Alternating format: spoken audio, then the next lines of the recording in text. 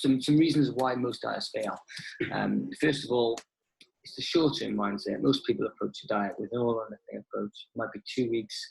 I'm not eating carbs for 2 weeks. I'm not eating fat for 2 weeks. I'm giving up alcohol for however long.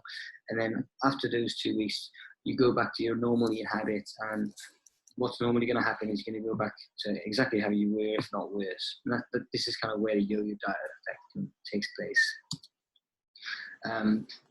Second main reason is that they have incomplete nutrition. So when you dramatically reduce your calorie intake, your body doesn't have enough energy to sustain itself, so it's going to start burning muscle instead. So this is the complete opposite of what you want to do if you're looking to lose weight, because we've already discussed the importance of maintaining the muscle to boost that metabolism. So it's really important that if you are going to be following a nutrition plan, that you don't reduce your calorie intake too much. You need to be needs to be a minimal amount that you're reducing it. And next up is the lack of accountability. So now it's really important that you have a good support structure in place when you're making any lifestyle changes. So like, if you've had a bad day on a Friday and you come home and you have a bottle of wine, you know, it's not the end of the world, but quite frankly, if you've got nobody holding you accountable or maybe checking in with you on the Monday, that Friday can turn into a Friday, Saturday and Sunday, which is massively detrimental to obviously your long-term weight loss habits and results. So just having somebody, you know, check in with you on a Monday, if you've had a bad day on a Friday, you might well find, okay, on Saturday, you might feel a bit groggy again, but knowing that you're going to be weighed on Monday is sometimes enough to keep you back on track and get you back on that wagon. Poor planning and lack of preparation. We've already talked about this, at least eating on the go. So even if you know what is good for you, right? If you haven't planned, you're going to make bad food choices. Like you might know that, okay, you need Greek yogurt and nuts for breakfast. It's going to be a lot more efficient than cereals, you know, but if you haven't planned that, you haven't got it in the house, maybe you skip breakfast.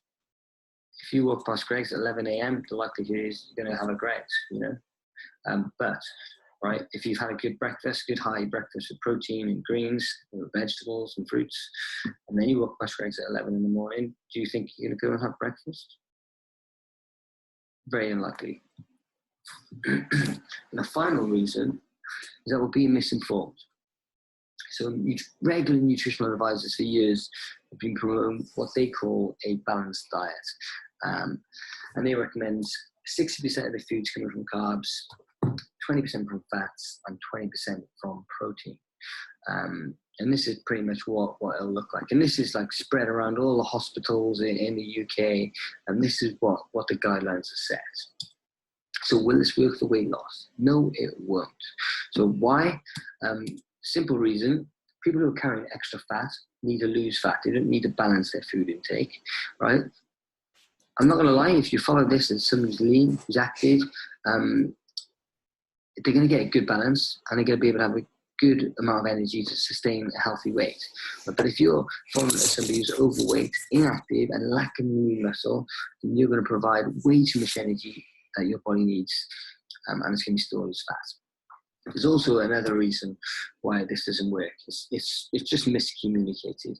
Now, every time I do a presentation, I always ask the group, hey, does this look like 60% of carbohydrates? And the majority of people don't put the hand, don't say it does. They say, no, it doesn't. It looks like 30%, which would equate to the bread, rice, and pastas here in the yellow.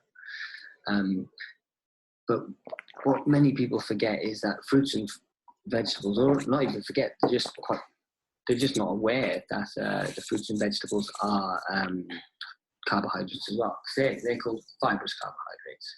All right. So in terms of when you're looking to lose weight, you do want to have your carbohydrate intake to be about 60%. So just like this, but instead of having 30% breads, rice, and pastas, 30% fruits and vegetables. If you're looking to lose weight, you want to be hitting about 50% of your foods coming from fruits and vegetables, with maybe then just 10% coming from the breads, rices, and pastas.